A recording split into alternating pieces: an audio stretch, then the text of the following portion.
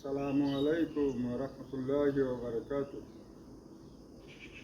দেশে বিদেশে সমস্ত যুবক ভাইদেরকে আমার আবার সালাম। আসসালামু আলাইকুম রহমতুল্লাহি ওয়া বারাকাতুহু। আমাদের সমাজ মুসলিম সমাজ, আমরা হইলাম যাই নামের মুসলমান। এটি আমাদের সঠিক আমল করতে হবে। সঠিক আমলগুলো না করার কারণে আমাদের সমাজ, মুসলিম সমাজ এগিয়ে আসতে পারতেছে না। এখন সমাজ সুন্দর হচ্ছে না।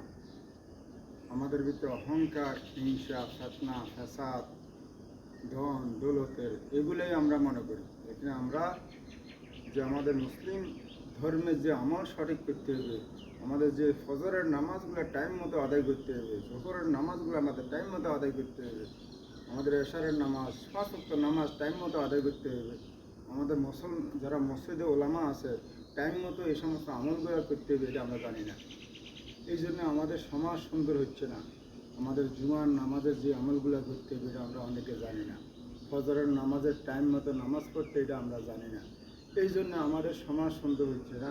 আমাদের ভিতরে ফিতনা ফাসাদ চলতেছে। আমরা ফজরের আজান হবে কয়টা বাজে? 3:56 আমি দেখছি 3:56, 55 এরকম। আমরা আজান দিই কখন? যখন আলো হয়ে যায়। এখন যেরকম আলো হয়ে গেছে তখন। কালকে আমি প্রায় সময় দেয় আমরা আজান দিতে হবে ফজরের কমসে কম, মসজিদ খুলতে হবে কমসে কম 15 থেকে 20 মিনিট আগে, আজানের টাইমের আগে। আপনার আজানের টাইম যদি 3:56 হয়, আপনাকে মসজিদ খুলতে হবে 3:30 বাজে অথবা 10 মিনিট আগে, আজানের 10 মিনিট আগে। লাইট সবগুলো জ্বালিয়ে দিতে হবে, বাইরে মসজিদের সব পুরো অফন লাইট করে দিতে হবে। তখন মানুষে বলতে পারে মসজিদটা চালু আছে, অথবা নামাজ হইতেছে, আজান হয়েছে, মসজিদ এটা খোলা আছে। আমি প্রায় সময় দেখছি এদেশে মসজিদ খোলা হয় 1 ঘন্টা পরে, যখন আজানের নামাজের টাইম হয়ে গেছে, যখন আলো হয়ে যায়। আপনাকে আজানের টাইমের আধা ঘন্টা পরে জামাত করতে হবে। অন্ধকার থাকতে থাকতে জামাত হয়ে যেতে।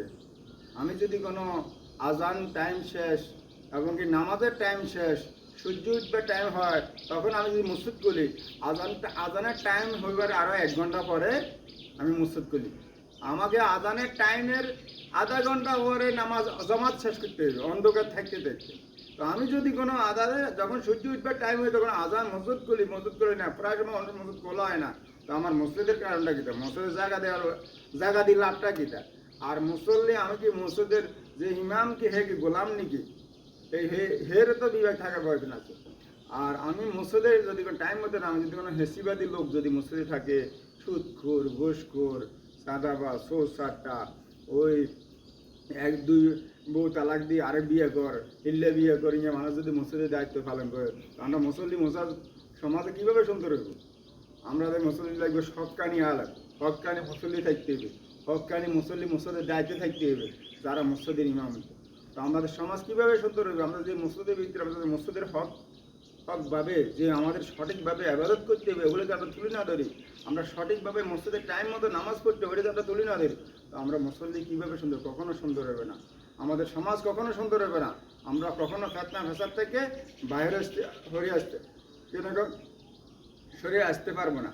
আমরা ওই যে এগুলোই আমরা হিন্দু, বেদাদি, শেরিক, এগুলোর থেকে হিন্দুদের ধর্ম সিস্টেম আমরা যেভাবে চলিয়েছি, এগুলো আমরা আমল করতে থাকবো। কারণ আমরা বুঝতে পারবো না আমরা কেমন, মনে করেন ভাই কেমন, মা কেমন, বাপ কেমন, সন্তান কেমন। কেন আমরা সঠিক আমলগুলো আমরা করতে পারি না, গতিয়ে সঠিকভাবে আমরা ইবাদত করতে পারি না, কিন্তু টাইম মতো আমরা নামাজ পড়তে পারি না, আমরা টাইম মতো মসজিদে যাইতে পারি না। আমরা মসজিদে যে মুসল্লিরা যায়, ইমাম নাই, মুয়াজ্জিন নাই, মসজিদ বন্ধ। তো আমরা এই সমস্ত আমরা ইমাম মুয়াজ্জিন রাখি লাভটা কি? আমি যদি কোনো আমার একজন মুয়াজ্জিন ইমামের দায়িত্ব হয়ে যে মসজিদ খোলার টাইম দায়িত্ব হলে যে কমসে কম আজানের 10 মিনিট 15 মিনিট আগে। আমি যদি কোনো আজান শেষ, টাইম শেষ, নামাজের টাইম শেষ, আরও সূর্য উঠবে আলো হয়ে গেছে 1 ঘন্টা পরে, 1 ঘন্টা পরে প্রায় সময় দেখি কোনো সময় মসজিদ খোলে, কোনো সময় খোলা হয় না। কালকে আমি দেখি খোলা হয় না মসজিদ, কয়েকবার দেখি মসজিদ খোলা হয় না। তো আমরা যেমন টাইম মতো আমরা এইভাবে নামাজ পড়লে লাভটা কি? আমাদের কি টাইম মতো এগুলো নামাজ পড়াটা, এগুলো কি আমরা কি এইটাকে নিয়ে মন গোয়া নামাজ? এটা কি সূর্য উঠবে নামাজ? আমি ইমাম রাখার প্রয়োজন কিতা, মহাজন রাখার প্রয়োজন কি, মসজিদ দিবার প্রয়োজন কিতা? আমি লক্ষ লক্ষ টাকা খরচ করি মসজিদ দিছি, আমার লাভ কিটা? আমি জায়গা দিছি, লাভ কিটা?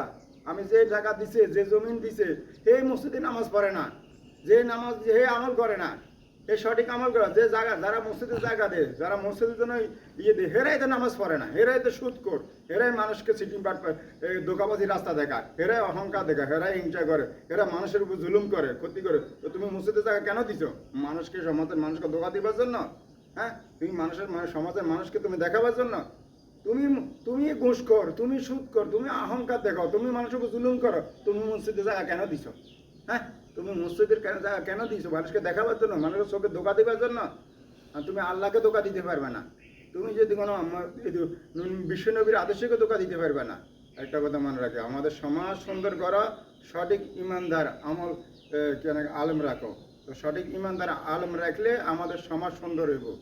আমাদের ছেলে মেয়েগুলা দিন শিখতে পারবো, টাইম মতো নামাজ পড়ো, টাইম মতো আজান করো, মসজিদের লাইটগুলো অফন করে দাও। সারাদিন মোবাইল বসে বসে মোবাইল দেখতে পারো, অথচ মসজিদে আইলে তোমার লাইট জ্বালাইলে তোমার চোখ নষ্ট হয়ে যায়।